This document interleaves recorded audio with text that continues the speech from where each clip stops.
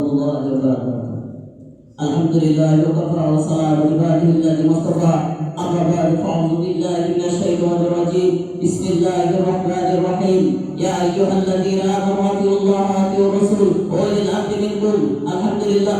يا أيها الذين قال النبي صلى الله عليه وسلم من أفتى بغير علم كان اسمه على من أفتاه.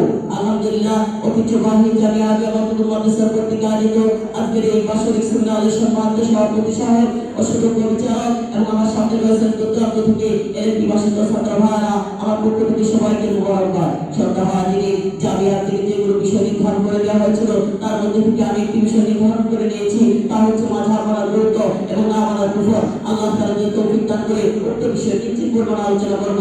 আল্লাহ তৌফিক ইল্লা বিল্লাহ। শ্রদ্ধা হাজিরিন, মাযহাব নতুন বিষয় নয়, মাযহাবের শাব্দিক অর্থ হচ্ছে পরমদর্শ।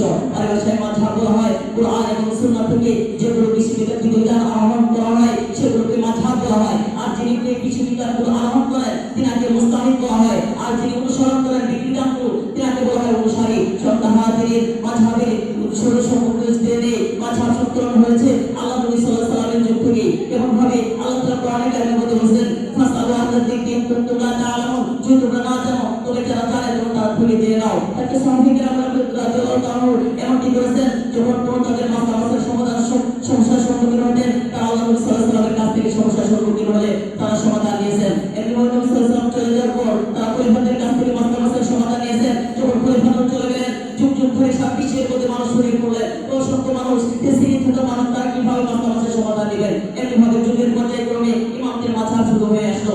ইমামগণ তাদের কাছে বিষয়টি তারা এরকম ভাবে কিতাব হাতে তুলে ধরলেন যাতে করে তাদের সঠিক বিষয়ে মাসলার সমাধান নিতে পারেন। শ্রদ্ধা হাজিরিন, এবার আসুন মাযহাবের গুরুত্ব সম্পর্কে জেনে মাযহাবের গুরুত্ব কিরকম। যদি কোনো ব্যক্তি কুরআন হাদিস গবেষণার মাধ্যমে যে বিধিবিধান বের করার যোগ্যতা না থাকে তার উচিত হলো যে মুস্তাহিদ যে বিধিবিধান আহরণ করেছেন সেগুলোর মাধ্যমে সেগুলো আমল করবে। শরীয়তের বিধিবিধান হচ্ছে দুই প্রকার। একটি হচ্ছে যেগুলোর মধ্যে কোনো ইখতিলাফ নেই, কোনো সন্দেহ নেই, সেগুলো হচ্ছে ইসলামের মূল স্তম্ভ, অর্থাৎ নামাজ হওয়ার জায়গা এগুলোর মধ্যে সবার ক্ষেত্রে ব্যাপক এবং সবার ক্ষেত্রে এটা মানতে হবে। শ্রদ্ধা হাজির, দ্বিতীয় প্রকার মধ্যে যেগুলো বিধিবিধানের মধ্যে সাহাবে গ্রাম থেকে আজ পর্যন্ত ইখতিলাফ চলে এসেছে, এই সমস্ত বিধিবিধানের ক্ষেত্রে অর্থাৎ যদি কোনো ব্যক্তি আমল করতে চায় তো তারা কিভাবে আমল করবে, তাদের উচিত হলো যে মুস্তাহিদ গ্রাম যেগুলো বিধিবিধান আহরণ করেছেন সেগুলোর উপর আমল করতে হবে। শ্রদ্ধা হাজির, যে ওই যুগের মধ্যে তো মুস্তাহিদ তো অনেক ছিলেন, তো তাদের মধ্যে থেকে কোন ইমামকে তারা অনুসরণ করবেন, তো সকল ইমামকে মাযহাব অনুসরণ করবেন শুধু তাই নয়। শ্রদ্ধা হাজির,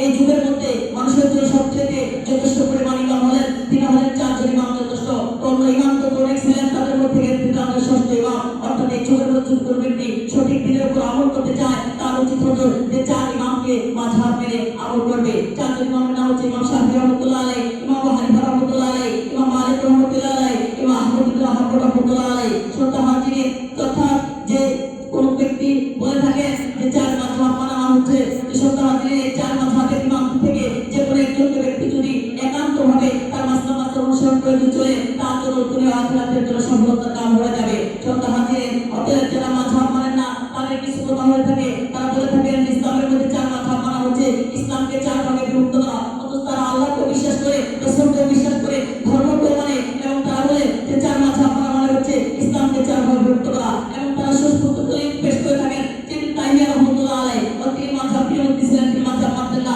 অথচ তাইমিয়া রাহমাতুল্লাহ আলাইহি তিনি মাযহাব মানতেন। একটা হাফেজ হলেন জাহার রাহমাতুল্লাহ আলাইহি, তিনি সাক্ষী দিয়েছেন, তিনি বলেছেন তাইমিয়া রাহমাতুল্লাহ আমার মাযহাব অনুসারী ছিলেন। এবং আল্লামা শাওকানি রাহমাতুল্লাহ আলাইহি তিনি সাক্ষ্য দিয়েছেন যে তাইমিয়া রাহমাতুল্লাহ আলাইহি তিনি কি করতেন, তিনি হানাফি মাযহাব অনুসারী ছিলেন। শ্রদ্ধা হাজির, এতে স্পষ্ট হয়ে যায় যে মাযহাব মানার বিষয়টি তাইমিয়া রাহমাতুল্লাহ মাযহাব অনুসারী ছিলেন। অর্থাৎ মাযহাবে কুফর এরকম যে আল্লাহ তাআলা কোরআনে কারিমে বলেছেন যে ব্যক্তি মাযহাব মানবে না, অর্থাৎ আমার পরবর্তী হেদায়েত প্রাপ্তদের যারা মাযহাব অনুসরণ করবে না, যে তাদের হচ্ছে তাদের এরকম তাদেরকে জাহান্নামে নিক্ষেপ করা হবে। আল্লাহ নবী সাল্লাল্লাহু আলাইহি ওয়াসাল্লাম বলেছেন যে মানাফতাবি করে কানে ইসমালা মানাফতাও, যে ব্যক্তি ভুল সিদ্ধান্ত উপর ফুতোয়া দেবে মাযহাব মানা যাবে না, তাদের কুফর সম্পর্কে আল্লাহ বলেছেন যে ভুল ফুতোয়ার উপর যে ব্যক্তি শাস্ত্র আমল করবে ওই ভুল ফুতোয়াকারীর উপর সেই গুনাহটি চাপিয়ে দেওয়া হবে। শ্রদ্ধা হাজির, সময় সংক্ষিপ্ত, তো অনেক বিষয় বিধান আছে যেগুলো আপনার ছাত্রের সামনে তুলে ধরার উপযুক্ত ছিল, তো সময় সংক্ষিপ্ত থাকার কারণে বিষয় তুলে ধরতে পারলাম না।